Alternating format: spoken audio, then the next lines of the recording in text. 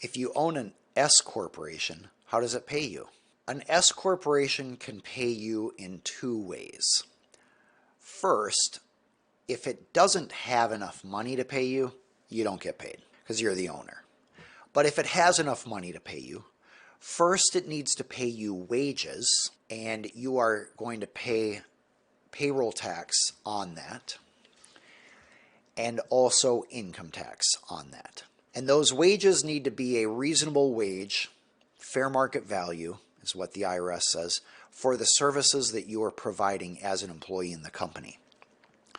But let's say the business generates a lot more profits than what it's paying you as an employee. Then your S corporation can pay you a profit distribution or dividend. Essentially, you are going to get those profits paid to you free of payroll tax. You'll still have to pay income tax for state and federal, and that's considered ordinary income. It's not capital gains. But at least in an S corporation, you can avoid payroll tax on the portion of profits you get beyond your wage amount. You might say to yourself, can I pay myself $1 in wages? That way the rest of it comes free of payroll tax? Unfortunately, no.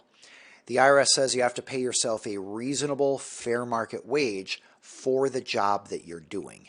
So you can hop on Indeed and see what is the going rate for something like this. So in an S Corp, how do you pay yourself? Well, assuming there's money, first you'll pay yourself in wages, and then you may write yourself a check for profit distributions. And you don't have to do that every week, every 2 weeks, or every month. You can just do it from time to time as the financials permit. All right, that does it for today. I'd love to know if you find this helpful. And by the way, if you have other questions, feel free to add them in the comments section below. We will grab those and use those for future live sessions. You can also submit questions by email or using the form in the description below.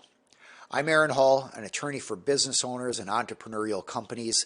This has been an educational broadcast. As always, all these issues I encourage you to use as topics to discuss with your attorney, not as a replacement for an attorney.